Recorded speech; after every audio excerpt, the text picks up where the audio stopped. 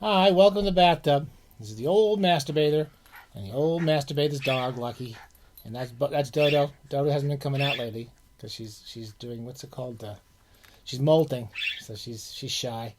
Lucky never comes to visit us, but for some reason she came in today, and she's come to say hi. We're not doing puppy noir, but we're doing the post tech. It's the post tech. So Lucky's first appearance on a post tech episode. The post tech bathtub is just like the pre tech bathtub, only it comes later. So we have pre tech era, the tech era with all the glitz and glamour, which we've learned to get rid of, and this is the post tech decade. No sound effects, no artificial stimulants. Just the old masturbator talking about endlessly about books. Oh my gosh, you're actually being friendly for once. I don't know. This dog is so crazy. Okay, what we're doing here is I'm going to do a fairly short one. I'm doing something I haven't done in a long time, which is I'm reading through one chapter at a time from Sound of the Fury, William Faulkner's great 1929 novel. And I'm just going to check something because I forgot all this stuff. Lucky, don't lick me, please. I'm trying to remember. We're going to talk about Quentin's section. So what I did in the first section is I gave you kind of a background on the book. I told you not to read that stupid appendix. Our friend Youngestein, our bathing buddy Youngestein, reminded me that appendix, that late life period when Faulkner was rewriting all his old books and turning them into epics, which I hate that period of Faulkner. He wrote that appendix with all that extra information you don't need. You don't need that at all. We're going to talk about the second section today. The first section takes place in the modern period, which is 1928, and section is June 2nd, 1910. It's the day that, I believe it's the exact day that Quentin commits suicide. So we sort of know by now that Quentin's died and that they've named Caddy's daughter after Quentin. And there's some pretty complicated and confusing parts to the section. It's not as confusing as the Benji section, but it starts off very confusing. So it starts off with this kind of long description about time. And whenever Quentin quotes his father, Jason Thompson, is this.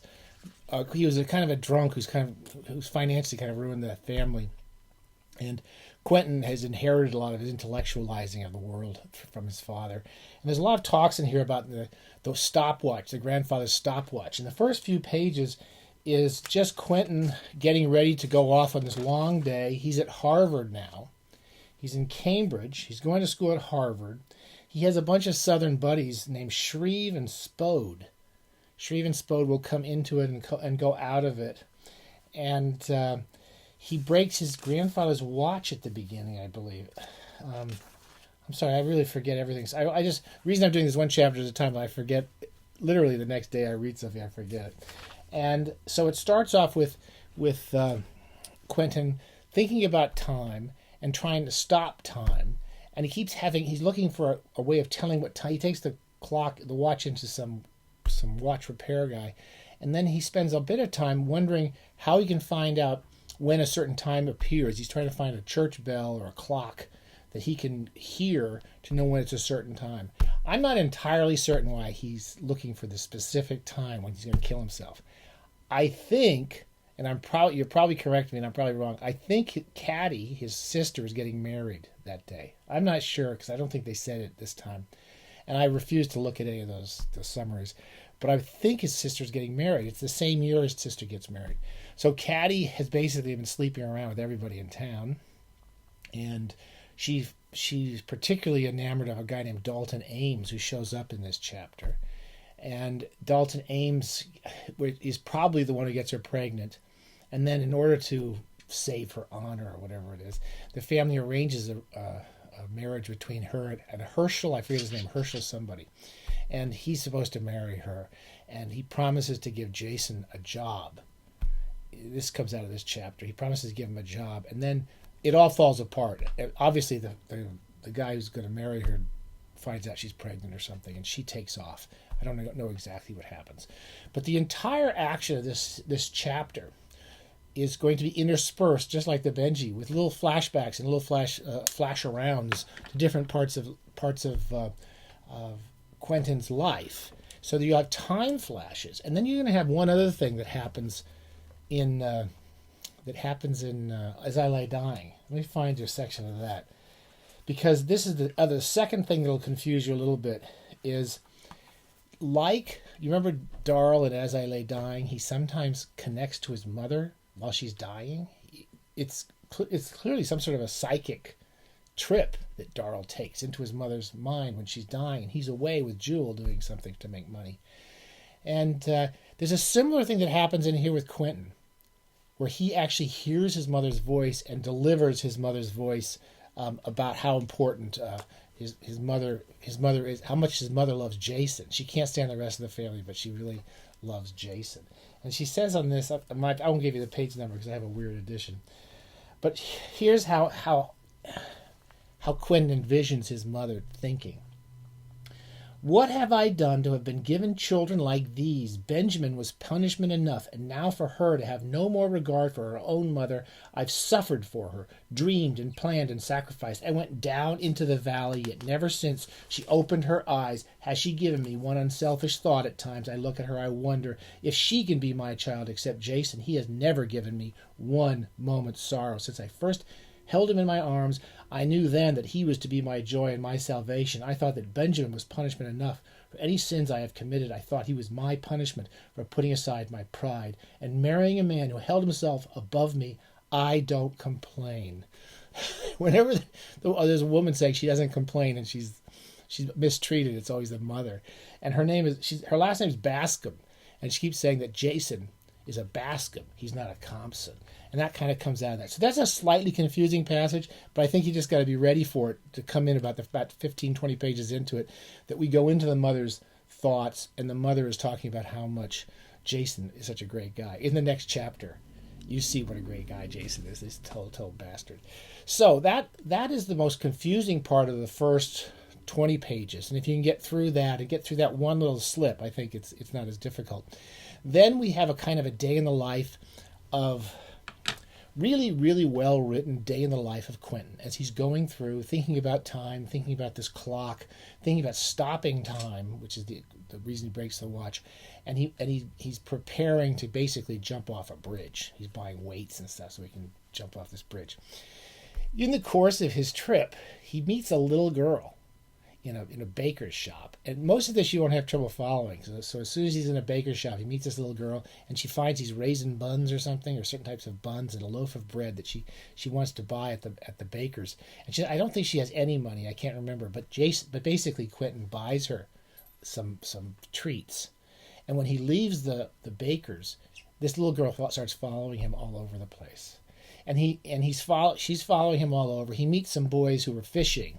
And there's some funny scenes between them and these young boys who fish and who are trying to win a $25 fishing rod from the fishing supply store or something. And the basic thing is just this little girl becomes completely connected to Quentin. At one point, one of his friends, probably Shreve, says something like, little girls and dogs are always following this guy around. Quentin has a good heart. He's a good person. He really is.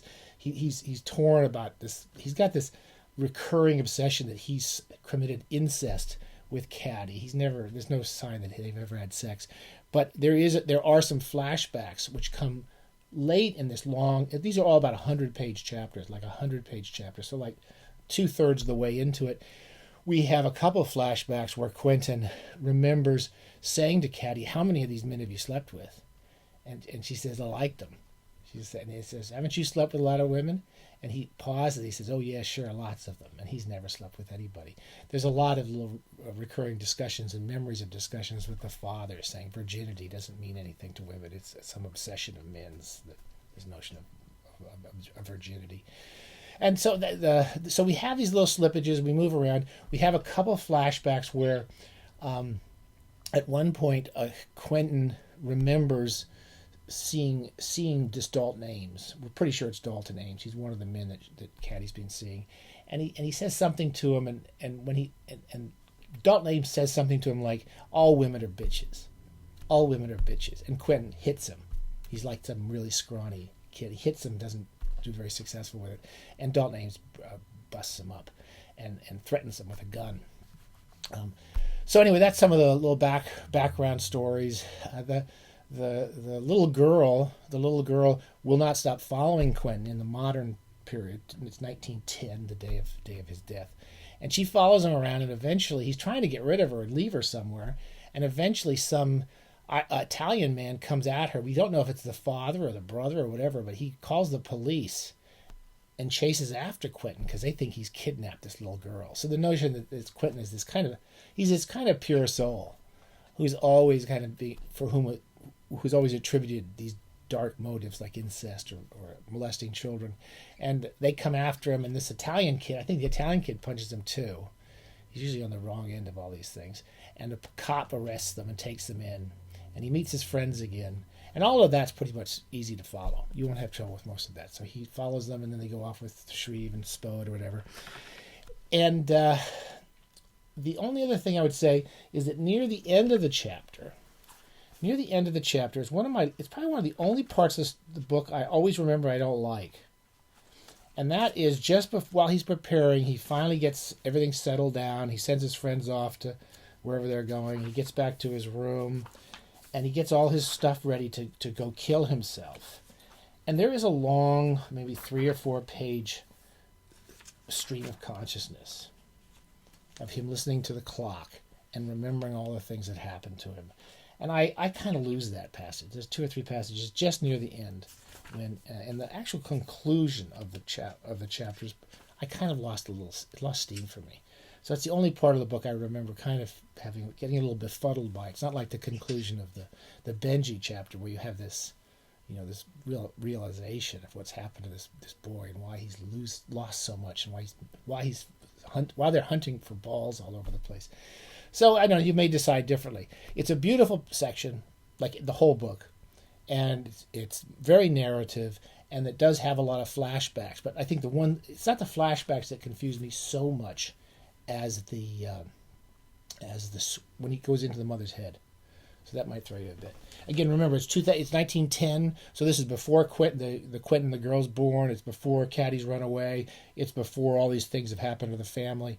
And Quentin doesn't know about them because he's dead before they happen. Okay?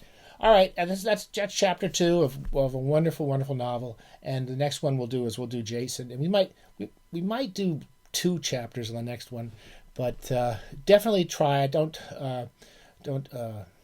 take my word for it. Just give the book a try. It's a lovely book. All right.